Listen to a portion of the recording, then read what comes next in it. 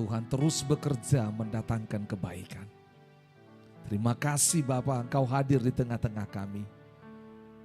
Mari bertahtalah Tuhan di tempat ini. Di dalam setiap hati kami, berbicaralah kepada kami. Melalui firman-Mu, kami haus, kami lapar akan-Mu. Dalam nama Yesus kami berdoa. Haleluya, sama-sama katakan amin. Tepuk tangan buat Tuhan Yesus.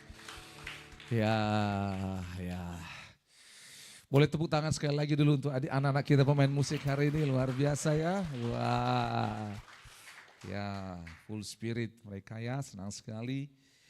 Kita bersyukur waktu gereja ini awal-awal dimulai, saya sempat menjadi pemain musiknya, saya sempat menjadi worship leadernya, dan saya sempat menjadi pengkhotbahnya pada saat yang bersamaan. Memang memulai tidak mudah, tetapi bersyukur hari ini Tuhan lahirkan orang-orang yang hebat, orang-orang yang mengasihi Tuhan untuk melayani Tuhan, amin. Dan ini terbuka untuk kita semua kita bisa melayani Tuhan. Bilang kiri kanan, engkau dan saya bisa melayani Tuhan. Ya, puji Tuhan. Selamat datang buat Pak Chandra dari Mamuju, ya, perjalanan panjang dari Malaysia. Selamat datang juga Pak Demos, ya kita bersyukur dari GKKD Jakarta. Dan rekan-rekan yang lain, ya kita bersyukur. Mari ambil tempat duduk terbaik, kita mau dengar firman Tuhan bersama-sama. Baik. Saudara, nanti kalau mau melihat sesuatu, saudara keluar dari gedung ini, kalau bawa kendaraan, coba saudara belok kiri, dan di pos security di sebelahnya itu ada kolam. Ada kolam, dan kabar baiknya kolam itu bisa kita pakai untuk baptisan. Nah, puji Tuhan ya. Nah, yang kedua, di belakang kolam itu, nanti saudara akan lihat. Karena tadi malam saya lewat di situ, saya kaget. Karena kenapa terang sekali? Ternyata sedang dilukis sesuatu di tembok itu. Dan saya lihat yang dilukis itu adalah seseorang yang sangat familiar dengan kita semua. Dan saudara nggak akan nyangka kalau itu dilukis di situ. Lukisannya itu adalah lukisan Yesus. Besar. Saudara dilihat. Jadi saya tanya sama pengelola, Pak, itu yang lukis siapa? Seniman? Enggak masalah? Enggak. Oh ya udah. Lalu saya tanya, Pak, kenapa ada ide lukisan itu di sana? Begini Pak Pendeta, saya kan suka nongkrong di sini. Iya. Kalau saya nongkrong, pengelola ini adalah orang yang pernah saya ceritakan yang kita doakan itu. Lalu kalau nongkrong, kan ngobrol dengan teman-teman sana sini, scroll sosial media. Kadang-kadang pikiran ini Pak Pendeta bisa kemana-mana.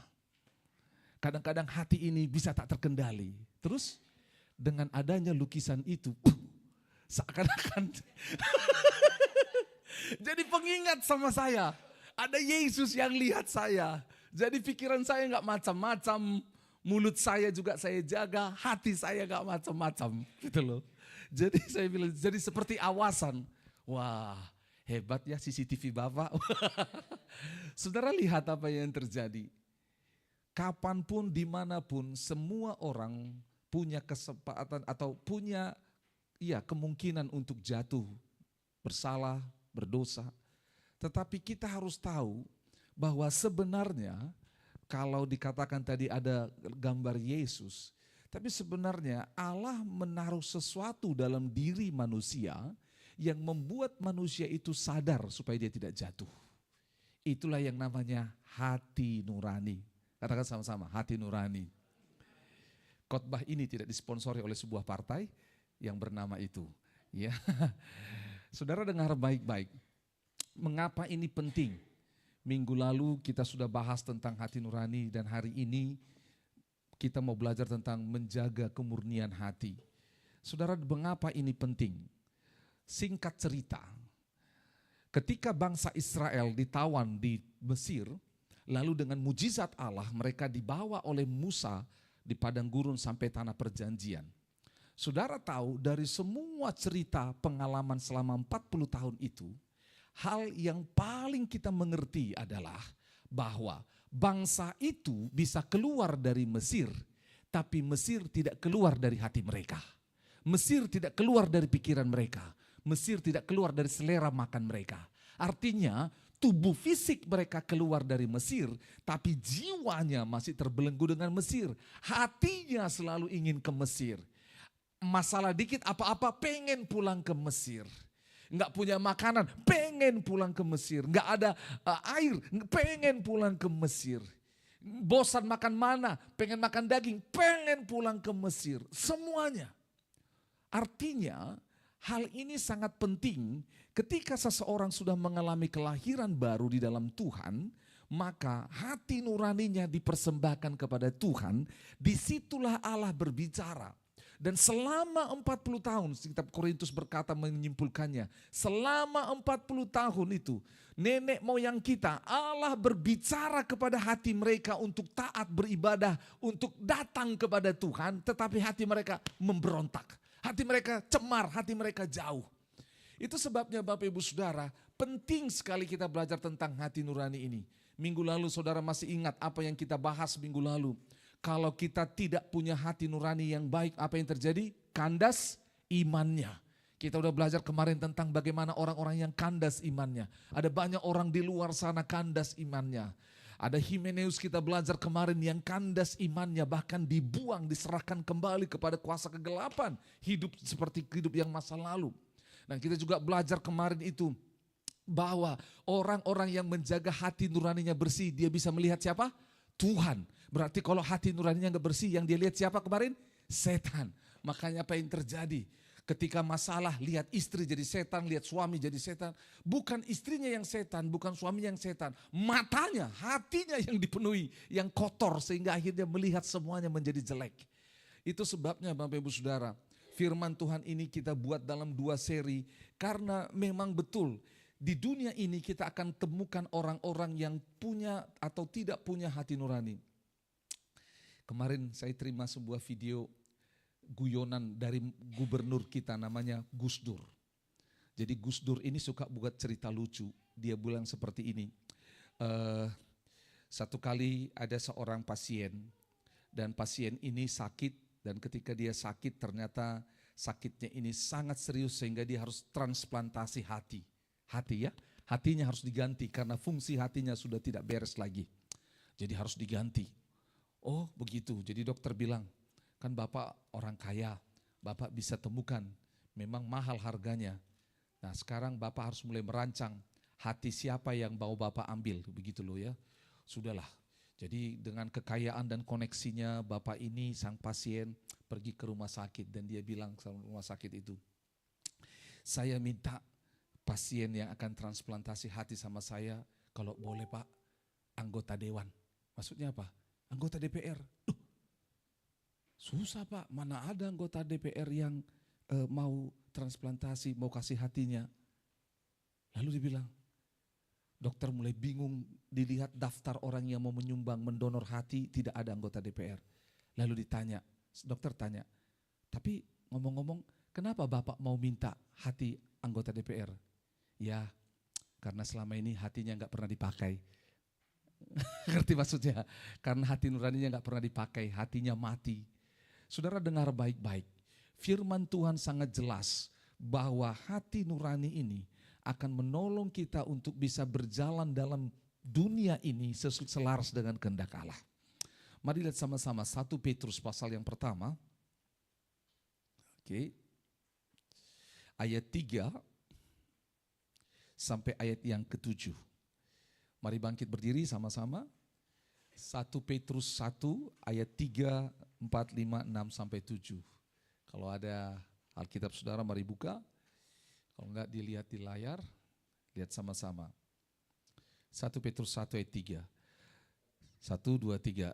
Terpujilah Allah dan Bapa Tuhan kita Yesus Kristus, yang karena rahmat-Nya yang besar telah melahirkan kita kembali oleh kebangkitan Yesus Kristus dari antara orang mati, kepada suatu hidup yang penuh pengharapan, untuk menerima suatu bagian yang tidak dapat binasa, yang tidak dapat cemar, dan yang tidak dapat layu, yang tersimpan di sorga bagi kamu, yaitu kamu yang dipelihara dalam kekuatan Allah karena imanmu, sementara kamu menantikan keselamatan yang telah tersedia untuk dinyatakan pada zaman akhir. 6. Bergembiralah akan hal itu, sekalipun sekarang ini kamu seketika harus berduka cita oleh berbagai-bagai pencobaan. 7. Maksud semuanya itu ialah untuk membuktikan kemurnian imanmu yang jauh lebih tinggi nilainya daripada emas yang fana, yang diuji kemurniannya dengan api, sehingga kamu memperoleh puji-pujian dan kemuliaan dan kehormatan pada hari Yesus Kristus menyatakan dirinya. Silakan duduk. Nah, Bapak Ibu Saudara, dengar baik-baik, di situ dikatakan sebuah tahapan yang jelas. Kita sudah diselamatkan oleh karena kematian Kristus dari hidup yang fana kepada hidup yang penuh pengharapan. Dan dikatakan kita itu menantikan suatu yang sangat mulia, yang tidak cemar, yang dari sorga dia akan diberikan. Dan untuk menantikan untuk sampai ke sana, Tuhan izinkan berbagai pencobaan untuk membuktikan kemurnian iman. Katakan sama-sama, kemurnian iman. Nah, saudara, di dalam Alkitab kemurnian iman, kemurnian hati seringkali ini berganti-gantian disebut dan seringkali ini ada di dalam fokus yang sama. Saudara, ini penting. Kemarin kita sudah belajar tentang kemurnian. Bagaimana murni, bersih, bukan hanya bersih, bagaimana steril, bagaimana sehat, bagaimana itu berdampak. Saudara, ini menarik. Firman ini dikatakan bahwa kadang-kadang menjadi murni itu di ayat yang 6 itu membawa duka cita, membawa sebuah hal yang sakit. Untuk menjadi murni kadang menjadi sakit. Nah, oleh sebab itu Bapak Ibu Saudara, kita akan lihat bagaimana proses kemurnian ini terjadi dalam hidup hari-hari orang percaya sehingga menolong kita untuk tanda kutip pada zaman nanti, waktu tidak ada orang lain di sekeliling kita, mungkin tidak ada orang percaya, tidak ada orang tua, tidak ada bahkan Alkitab di sekeliling kita. Tetapi hati ini tetap tertuju kepada Tuhan. Ini kita perlu belajar. Karena yang begini, ini menjadi ujian terbesar dalam diri orang percaya. Yaitu apa? Kemurnian hatinya. Saudara, kemarin kita sudah belajar bahwa yang namanya bicara tentang kemurnian hati tidak terlihat di luar, tapi terlihat di dalam. Saudara dengar baik-baik, kemarin kita sudah bilang sama-sama bahwa ketika orang murni hatinya tidak dipuji. Ketika kulitnya cerah, wah kulitnya glowing dan segala macam, hidungnya segala macam. Tapi enggak ada di antara kita, waduh yang bagian tubuhnya, wah bagus sekali lambungnya. Tidak ada saudara, karena enggak terlihat. Kita udah belajar kemarin itu. Nah, hari ini karena kita tahu bahwa kemurnian ini merupakan kehendak Allah, maka Dia mengerjakannya. Katakan, Dia mengerjakannya. Apa yang Tuhan lakukan kepada nenek moyang kita? Kita lihat sama-sama di dalam kitab di Perjanjian Lama, Yeremia. Ini menarik sekali. Yeremia pasal yang ke-6. Ya. Yeremia pasal yang ke-6. Ini menarik sekali. Mengapa dia menginginkan untuk kita terus dimurnikan? Lihat, kita belajar dari nenek moyang kita. Yeremia pasal 6, sudah dapat ayat yang ke-28. Ini menarik sekali. Yeremia 6 ayat 28. Oke, sampai 29 dan 30. Sama-sama kita baca. Semua mereka adalah pendurhaka belaka, berjalan kian kemari sebagai pemfitnah. Sekaliannya mereka berlaku busuk, puputan sudah mengembus, tetapi yang keluar dari api hanya timah hitam, tembaga dan besi. Sia-sia orang melebur terus-menerus, tetapi orang yang jahat tidak terpisahkan. Sebutkanlah mereka perak yang ditolak, sebab Tuhan telah menolak mereka. Saudara dengar baik-baik, ayat ini muncul karena kalau saudara baca sebelumnya, bagaimana Allah Allah memurnikan bangsa Israel sebagai bangsa pilihannya. Karena ketika Allah memurnikan bangsa itu, maka Allah sedang memberikan sebuah kemuliaan kepadanya. Saudara ingat dulu ini, katakan sama-sama, pemurnian. Sekali lagi, pemurnian. Dikatakan nanti saya akan kembali ke sini, tetapi saudara lihat dikatakan seperti perak mereka ditolak. Kenapa saudara? Lihat sama-sama Yesaya 48. Yesaya 48. Yesaya 48. Yesaya 48 ayat 10 sampai 11. Oke. Yesaya 48 ayat 10 sampai 11. 1, 2, 3. Sesungguhnya aku telah memurnikan engkau, namun bukan seperti apa? Perak. Tadi kan dibilang kalau perak itu dimurnikan apa yang terjadi? Lanjut dulu. Tetapi aku telah menguji engkau dalam dapur kesengsaraan. 11. Aku akan melakukannya oleh karena aku. Ya, oleh karena aku sendiri. Sebab masakan namaku akan dinajiskan. Aku tidak akan memberikan kemuliaanku kepada yang lain. Jadi artinya begini. Pemurnian itu adalah agenda Tuhan. Tidak ada satu orang percaya pun yang bisa lepas dari pemurnian. Kalau kita belajar di dalam Yohanes pasal 15. Bagaimana Yesus berkata, aku adalah pokok anggur yang benar, Bapakku adalah pengusahanya. Ranting yang melekat padaku akan apa? Dibersihkan. Ini model pemurnian. Jadi itu adalah agenda Allah. Di dalam perjanjian lama, di dalam perjanjian baru. Itu adalah agenda Allah. Dia katakan, aku akan melakukannya karena aku. Bukan karena yang lain. Karena Tuhan mau umat yang kudus, yang mulia, seperti yang dia kehendaki, bukan yang kita kehendaki. Karena dikatakan di sana, mengapa ini menjadi agenda Allah? Karena sejak dari penciptaan, saudara ikut dengan saya, geser ke sini. Sejak dari penciptaan, katakan sejak dari penciptaan. Allah menciptakan manusia itu serupa segambar dengan Allah. Allah memberikan apa? Rohnya, kemuliaannya diberikan kepada manusia. Tapi ketika manusia jatuh dalam dosa, roh itu meninggalkan manusia. Dan sepanjang perjanjian lama kita temukan bagaimana sebuah generasi bangkit di dalam kitab Kejadian pasal 6. Di dalam zaman Nuh dikatakan banyak orang yang muncul pada hari itu punya kecenderungan hati yang apa? Jahat. Kecenderungan hatinya jahat sehingga dihukum oleh Allah. Dosa itu membuat kecenderungan hati manusia jahat. Sesuatu yang murni di dalam zaman penciptaan itu sudah dikotori oleh yang namanya dosa. Sehingga dalam perjalanan hidup manusia, hati yang kotor, hati yang jahat ini melahirkan dosa, membuat masalah, membuat pertikaian, bahkan pembunuhan, korupsi. Semua hal jahat ditimbulkan oleh karena hati manusia sudah kotor. Nah, Allah berkata, ini agendaku. Aku murnikan hatinya. Supaya kemuliaanku, dikatakan ayat 11 tadi, aku tidak memberikan kemuliaanku kepada yang lain. Jadi kemuliaan Tuhan itu hanya akan turun kepada umat yang hatinya murni di hadapan. Amin. Itu sebabnya kita belajar kemarin Mazmur 24. Siapakah yang bisa gunung kudusnya Tuhan? Yaitu siapa? Orang yang menjaga apa? Tangannya bersih dan hatinya murni. Karena Tuhan enggak bisa. Bukan dia tidak sanggup, tetapi itu sebabnya, dengar baik-baik. Kenapa? Saudara dalam perjalanan iman saudara melihat, kenapa Tuhan berikan kuasa kemuliaan kepada sebagian orang, kok sebagiannya lagi tidak? Kenapa?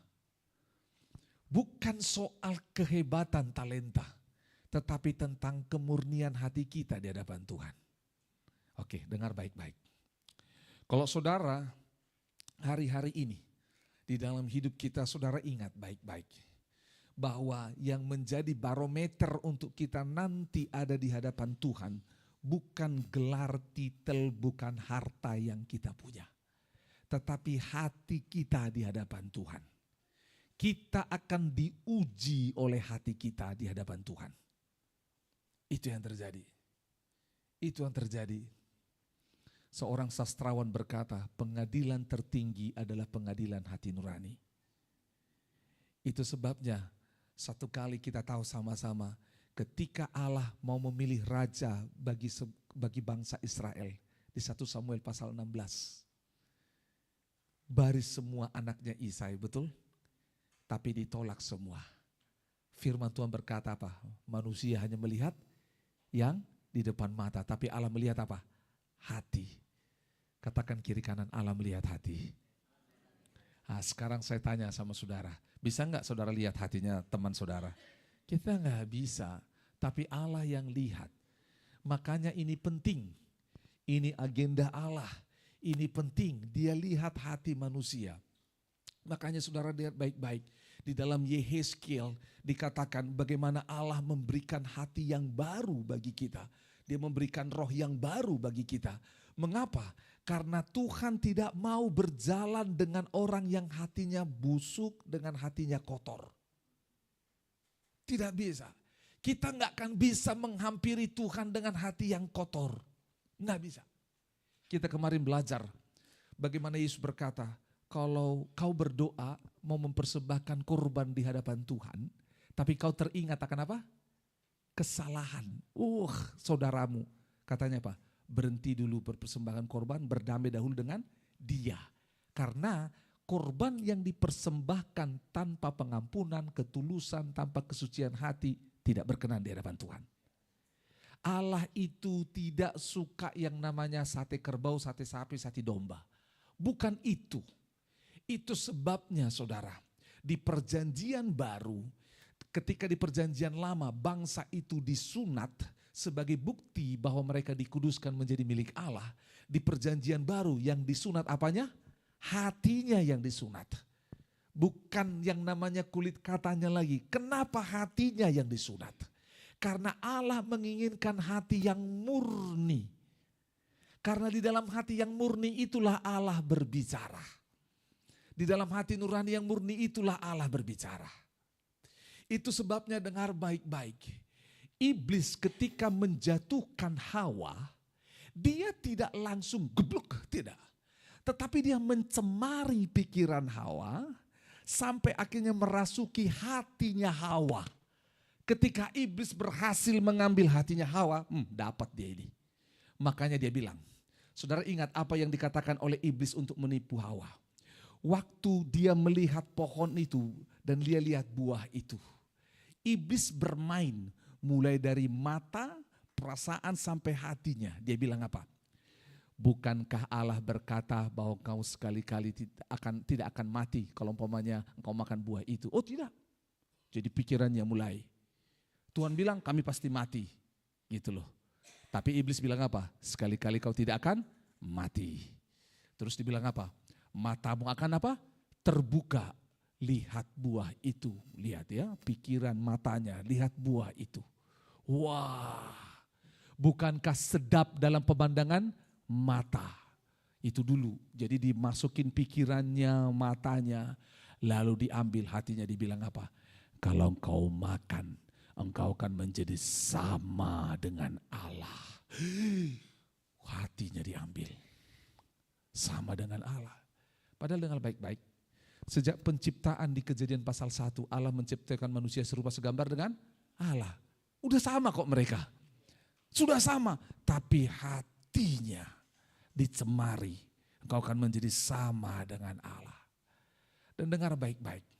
Kalau hati kita tidak kita jaga tercemar, maka kita akan mudah tertipu seperti Hawa. Makanya lagu itu di dalam kitab Amsal berkata, Amsal pasal 4. Saudara hafal itu ayat yang ke-23. Jagalah hatimu dengan segala apa? Kewaspadaan. Karena dari situlah terpancar kehidupan. Mengapa kita harus jaga hati kita? Karena kemampuan untuk menjaga hati itu sudah diberikan Tuhan kepada kita. Kapan diberikan? Ingat baik-baik. Waktu diciptakan dia beri. Tapi ketika jatuh dalam dosa, akhirnya apa? Hilang. Lalu di dalam Yehezkiel pasal 36 dikatakan Tuhan memberikan hati yang baru kepada kita.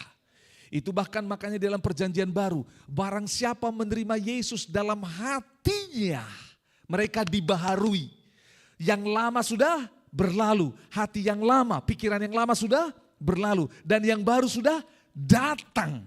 Itulah sebabnya kita diberi Tuhan firman Allah, diberikan Tuhan Roh Kudus, supaya kita bisa menjaga hati kita. Saudara diberikan senjata untuk menjaga hati. Tapi banyak orang tidak menggunakannya. Atau banyak orang lalai. Makanya ada lagu yang diubah. Waktu Tuhan menjaga. Kau menjaga hatiku. Bukan Tuhan jaga hati kita. Tapi siapa yang jaga hati kita? Kita. Siapa yang bertanggung jawab atas hati saudara? Kita sendiri. Oke, dengar baik-baik. Saudara yang pernah putus pacar. Hatimu bagaimana? Berkeping-keping. Engkau tidak akan pernah putus pacar. Hatimu gak akan pernah berkeping-keping. Kalau engkau gak kasih hatimu pada dia. Betul tidak? Karena apa? Jadi itu maksudnya bahwa saya diberi kemampuan oleh Tuhan untuk menjaga hati saya. Contoh ya, dengar baik-baik. Saudara, ini menarik. Satu kali ada orang tidak baik lah. Dia ini namanya Simei. Dia mengutuki Daud. Daud itu kan punya dosa di masa lalu, betul ya? Dia punya dosa di masa lalu. Dan saudara tahu apa yang terjadi? Dikutukin, diomongin. Pokoknya semua hal buruk.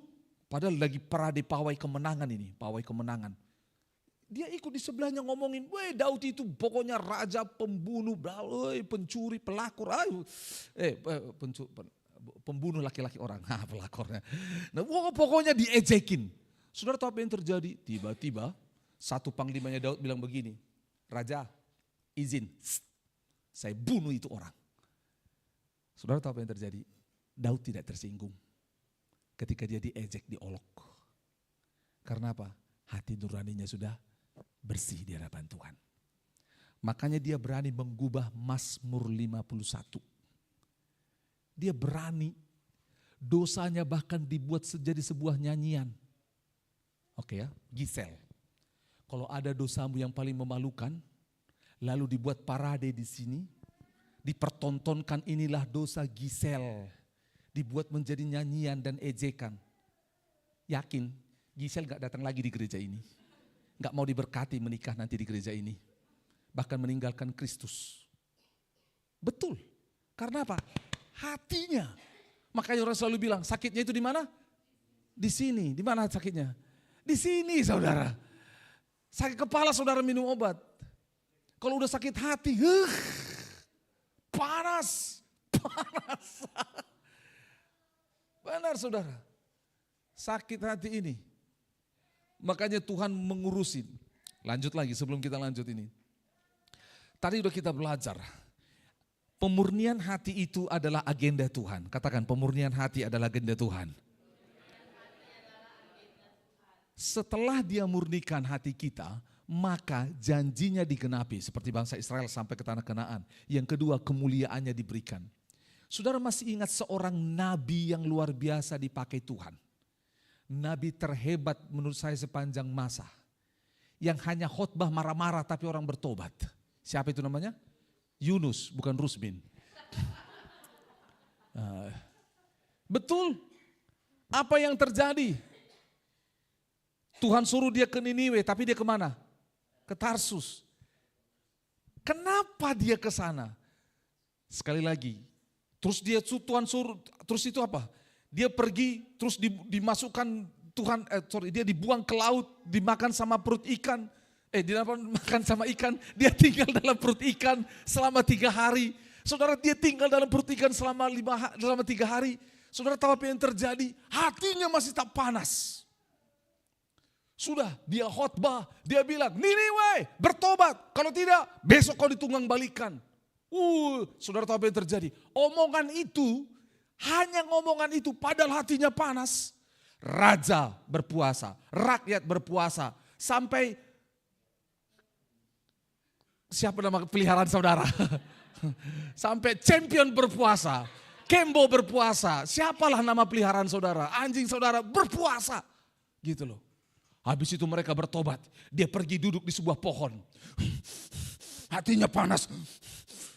Udah hatinya panas, di luar panas. Tidak ada es krim. Panas. Tiba-tiba Tuhan lihat dia. Tuhan tumbuhkan apa? Pohon jarak. Supaya dia tidak kepanasan, betul? Tapi tetap matahari panas, lebih panas hatinya. Tiba-tiba datang seekor ulat. Dimakan itu pohon dalam 1 hari, langsung apa? Habis. Tiba-tiba dia berdiri, Tuhan apa salahnya? Kau beri pokoknya dia komplain. Kau kasih pohon, sekarang kau ambil. Apa susahnya kasih dingin-dingin sedikit? Weh, kau utus aku tapi tidak ada AC. Enggak ada tiket pesawat, tiket dalam perut ikan yang ada. Apa ini? Kita komplain dan komplain. Pelayanan berbuah, komplain juga. Saudara tahu apa yang terjadi? Allah itu sangat lembut. Cobalah dia Allah seperti saya sebelum bertobat. Selesai sudah. Dia bilang, marahkah engkau Yunus? Saudara bayangkan. Dia bilang, iya saya marah. Enggak sopannya ini anak. Ada anak-anak yang begitu sama orang tuanya. Wih, saudara Tuhan batuk aja selesai itu saudara. Dengar baik-baik. Tuhan peduli dengan hatinya Yunus. Bukan buah pelayanannya. Banyak kita tertipu. Kita mau sesuatu yang terlihat hebat. Bukankah ini yang ditegur oleh Yesus di dalam Matius pasal 5? Dia ngomong apa sama ahli Farisi? Kau seperti apa? Kuburan. Di luarmu putih bersih, tapi dalamnya apa? Tulang-tulang. Ada banyak orang Kristen hari ini seperti itu. Berusaha di luar bersih terlihat, tetapi di dalamnya tulang-tulang.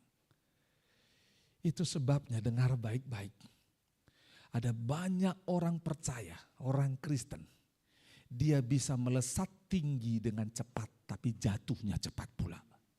Dia bisa kaya dengan cepat, tapi enggak bertahan di sana.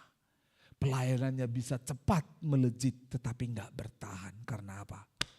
Hatinya jauh dari Tuhan. Itu sebabnya saudara, kita buka sama-sama. Bagaimana Rasul Paulus mengajarkan kita sebuah teladan dari Yesus ini. Sama seperti Yesus, Paulus mengikutinya dalam Kisah Rasul 23. Lihat sama-sama. Kisah Rasul pasal 23.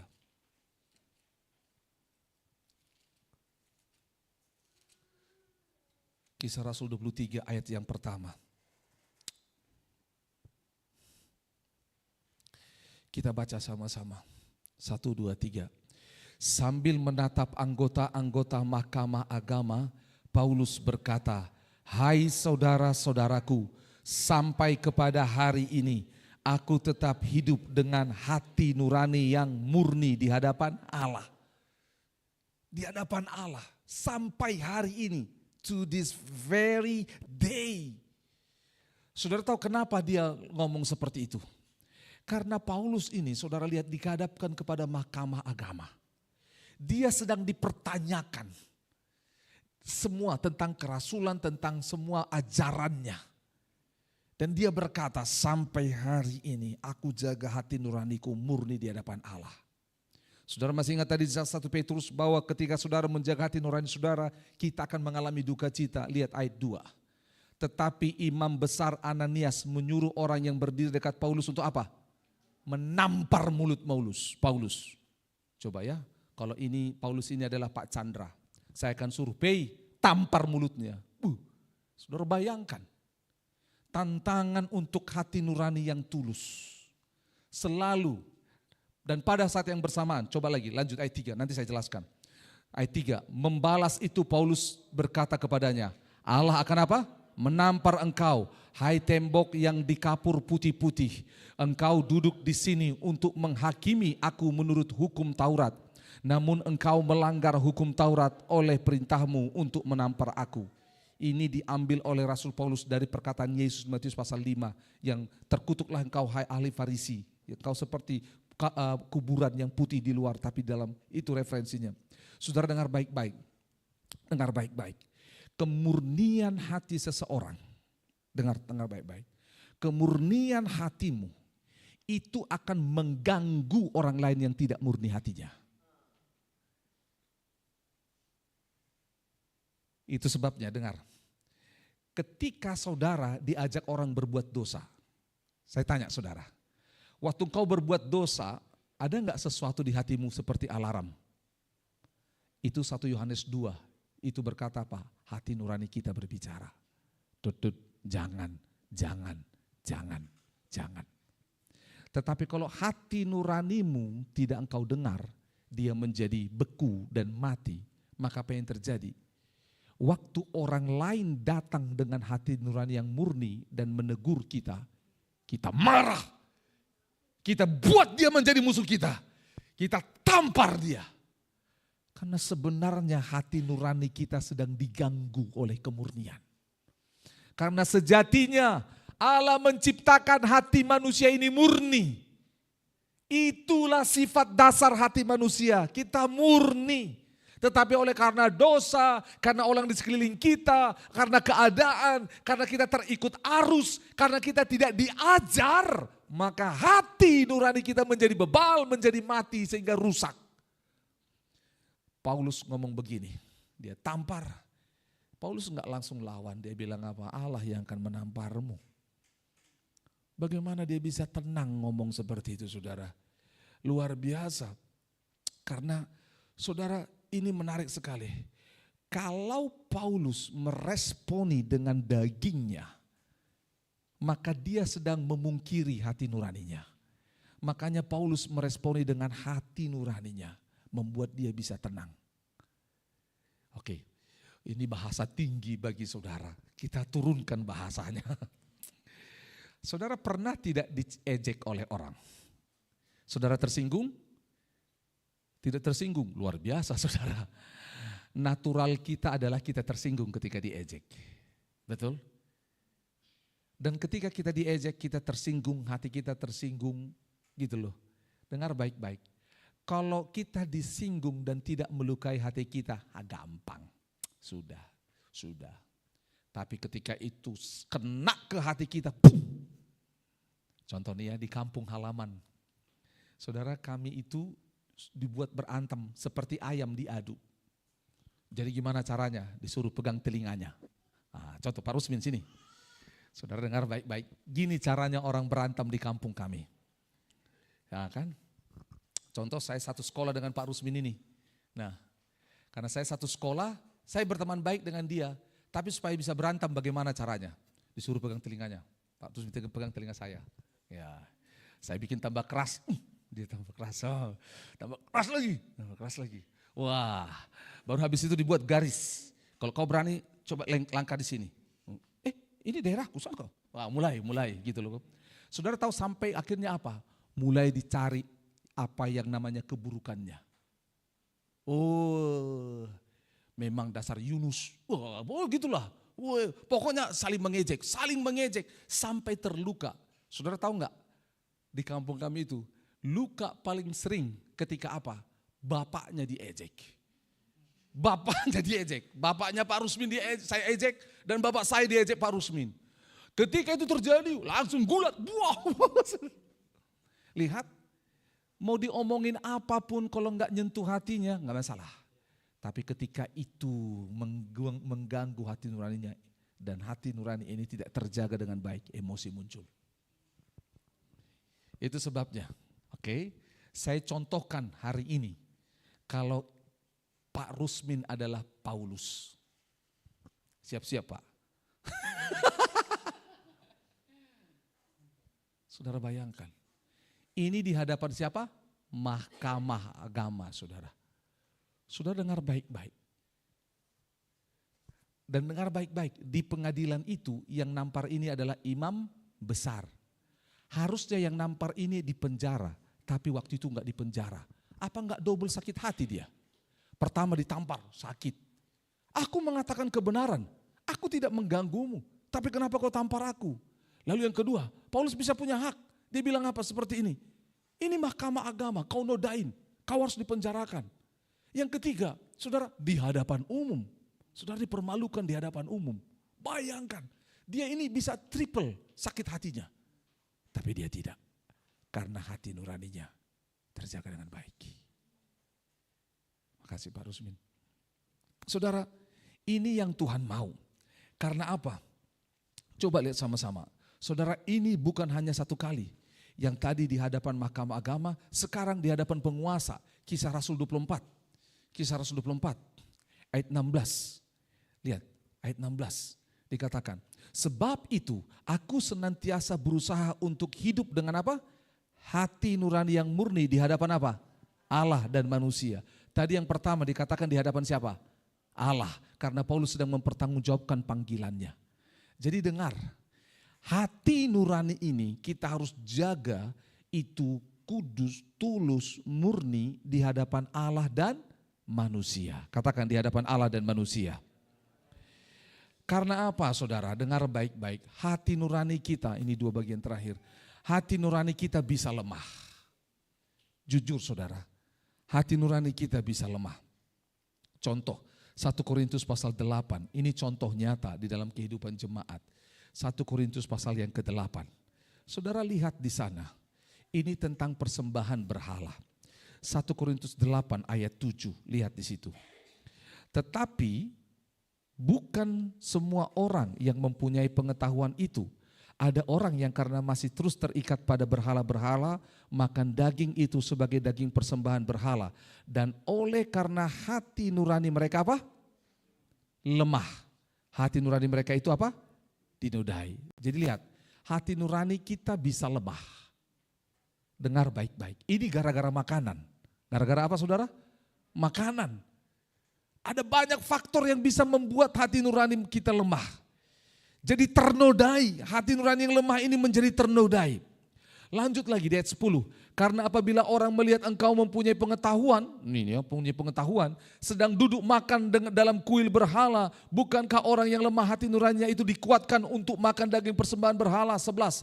Dengan jalan demikian orang yang lemah yaitu saudaramu yang untuknya Kristus telah mati menjadi binasa karena pengetahuan itu. 12. Jika engkau secara demikian berdosa terhadap saudara-saudaramu dan melukai hati nurani mereka yang lemah, engkau pada hakikatnya berdosa terhadap Kristus. Saudara begini ceritanya, dengar baik-baik. Saya seorang pendeta, lalu saya berbuat dosa dan saudara lihat, Pak pendeta juga melakukan itu, saya juga bisa kok melakukan. Saudara pernah lihat itu? Pernah dengar seperti itu? Contoh, waktu pelayanan di Palu.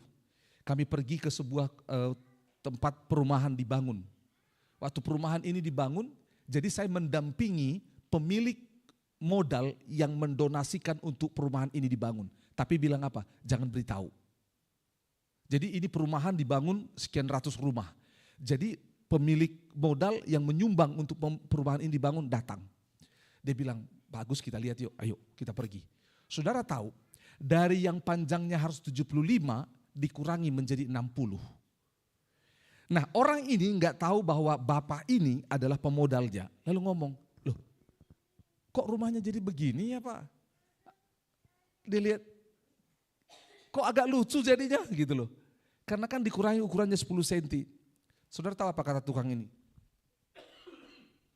Pak, anggota dewan aja korupsi miliaran, kita hanya 10 cm kok. Ini namanya legalisme. Contoh ya, ini lagi. Saya datang ibadah terlambat. Kemarin itu pengerja juga terlambat kok. Gitu loh. Jadi legalisme. Karena apa? Karena hati nuraninya menjadi rusak melihat orang lain. Dia ikut, hati nuraninya ngikut lihat orang lain. Gitu loh. Enggak apa-apa berbuat dosa. Karena apa? Pak pendeta juga berdosa. Hati-hati. Dengar baik-baik. Itu sebabnya hati nurani kita harus jaga bukan karena orang lain tapi karena Tuhan dan kita.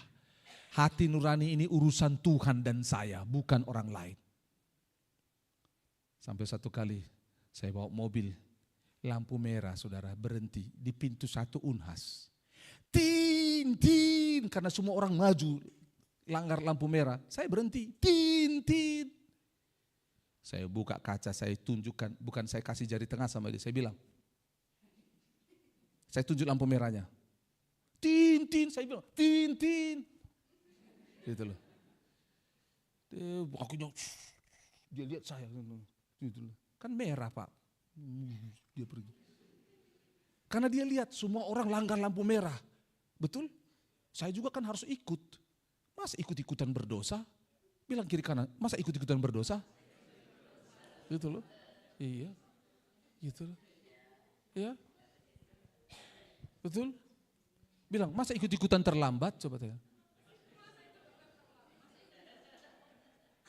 Saudara dengar baik-baik, betul tidak? Dengar baik-baik saudara. Ini menarik karena soal makanan. Lihat. Pak Pendeta makan makanan yang haram. Kita juga ikut bisa makan. Dengar baik-baik, hai anak-anak. Anak-anak secara khusus yang masih sekolah nih. Juga mahasiswa. Kalau kau lihat orang lain, mereka juga mencontek. Saya juga mencontek.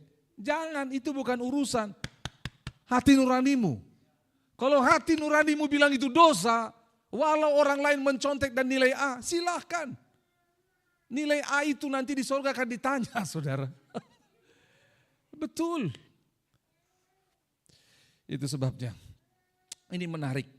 Kalau kita tidak urus hati nurani ini dengan baik, maka kita akan gagal pada akhirnya. Oleh sebab itu, di firman Tuhan ini kita belajar sama-sama. Kita kembali lagi ke Yesaya 48. Ayo sama-sama. Setelah ini pemain musik boleh masuk. Yesaya 48.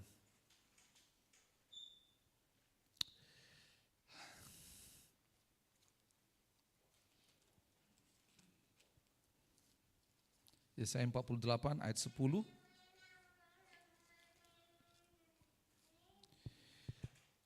Ayat sampai 11. Sesungguhnya aku telah memurnikan engkau, namun bukan seperti apa? Perak. Tetapi aku telah menguji engkau dalam dapur kesengsaraan. Aku akan melakukannya oleh karena aku. Ya, oleh karena aku sendiri. Sebab masakan namaku akan dinajiskan. Aku tidak akan memberikan kemuliaanku kepada yang lain. Dikatakan telah menguji engkau dalam dapur kesengsaraan. Dikatakan bukan seperti perak. Dengar baik-baik, ini yang terjadi. Saya sampai googling. Kenapa di Alkitab itu dibilang dimurnikan seperti perak? Kenapa bukan seperti emas? Saudara terganggu enggak? Lalu saya pelajari, saya lihat bagaimana emas dimurnikan. Emas dimurnikan dari segini, tinggal segini menjadi emas murni. Karena terbuang semua, perak, tembaga, besi terbuang semua. Lalu kenapa Alkitab dikatakan memurnikan engkau namun bukan seperti perak? Karena begini saudara, pemurnian perak di dalam Alkitab adalah, lihat, perak itu sudah melewati api, sudah melewati panas, sudah melewati banyak pembentukan. Tapi ujungnya dia dibuang. Artinya begini, Tuhan izinkan masalah dalam diri kita terjadi untuk membuat hati nurani kita murni. Tapi kalau hati nurani kita ini tidak murni, maka kita dibuang. Sama seperti perak. Itulah yang Tuhan lakukan kepada bangsa Israel. Aku sudah tegur kau berulang-ulang supaya hatimu beribadah kepada Allah. Supaya kau hidup sesuai dengan kebenaran. Aku buat engkau ada di pembuangan, engkau dijajah. Tapi engkau tetap pada kedegilan hatimu. Maka Tuhan bilang apa? Dia buang mereka. Jangan sampai ini terjadi. Kalau engkau pernah hatimu rusak dan engkau dirusakkan oleh orang lain. Karena begini saudara, saya minta waktu sedikit. Saya bergumul dengan hal ini. Saya cukup banyak ketemu dengan orang yang kepahitan dengan gereja. Betul, bahkan pendeta kepahitan dengan gereja. Bukan hanya kepahitan sama orang tuanya. Satu ini, kenapa kamu kepahitan sama gereja? Karena dia pertama kepahitan sama orang tuanya dan dia berharap gereja adalah tempat dia dipulihkan. Tapi ternyata gereja itu melukai dia. Saudara dengar baik-baik. Tidak ada gereja atau orang lain yang tanda kutip di dalam Tuhan yang secara sengaja dengan punya agenda tujuan untuk melukai saudara. Enggak. Dan yang kedua, kalaupun itu terjadi, ketahuilah gereja pun adalah tempat di mana orang dimurnikan Tuhan. Gereja ini bukan tempat orang kudus, tetapi tempat orang mengalami pengudusan Tuhan. Supaya saudara tidak salah tanggap. Baik itu pendeta, pelayan, jemaat, semuanya. Semua kita punya kemungkinan yang sama untuk disakiti dan menyakiti. Betul? Kita punya. Yang menjadi problem adalah karena kita sama-sama tidak punya kecakapan untuk menjagai hati kita. Sehingga akhirnya apa yang terjadi? Ini menyakiti saya, membuat saya tersinggung. Gitu loh. Hati nuraninya jadi kotor. Kenapa dia bisa, saya tidak? Saya tanyalah sama ini.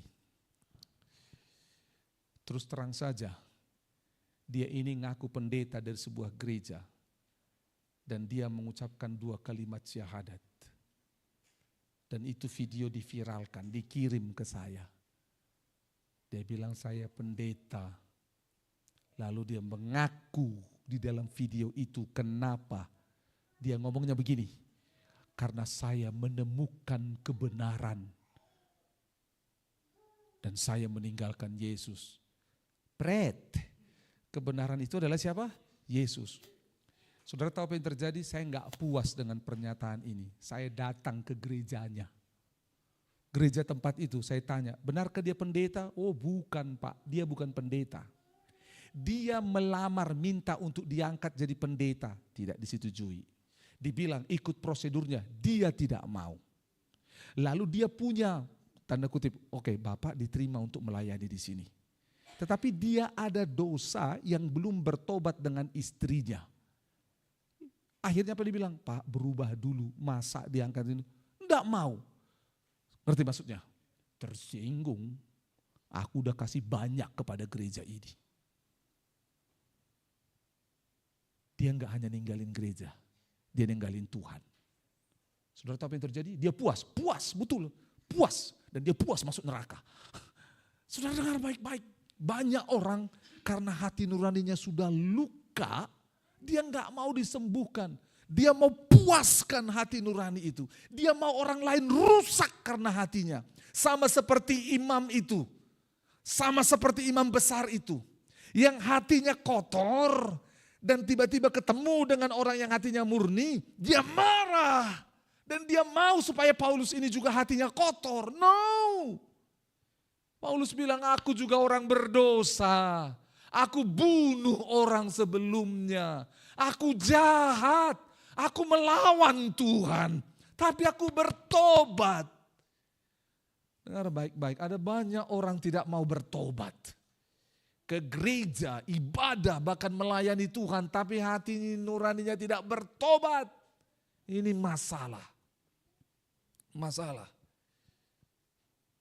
Saya tanya, jadi sekarang ada anak muda kah, mau suami istri, ada hamba Tuhan. Bolehkah saya bergabung dengan gereja Bapak? Boleh. Tapi jangan pernah berpikir langsung khotbah di mimbar. Ya enggak. Bukan soal khotbahnya. Gitu loh. Susah loh itu khotbah saudara. Kalau khotbah hanya bicara aja, panggil aja itu. Saudara, luar biasa, mantap, iya. Saudara, para motivator itu panggil aja. Tetapi kalau sesuatu disampaikan dari ketulusan hati, itu sebabnya akan ada masa di mana hati kita lemah. Akan ada masa di mana hati kita, nurani kita ini bisa dicemari. Tapi Tuhan bilang apa? Kau tanggung jawab, jaga hatimu. Pemain musik boleh baju dan kita baca Yesaya 36 ayat 26 sampai 27. Yesaya 36 ayat 26 sampai 27. Yesaya 36 ayat 26 sampai 27. 1, 2 dan 3. Kamu akan kuberikan hati yang baru dan roh yang baru dalam batinmu. Dan aku akan menjauhkan dari tubuhmu hati yang keras, dan kuberikan kepadamu hati yang taat. Rohku akan kuberikan diam di dalam batinmu, dan aku akan membuat kamu hidup menurut segala ketetapanku, dan tetap berpegang pada peraturan-peraturanku dan melakukannya. Saudara dengar baik-baik, ini Tuhan berikan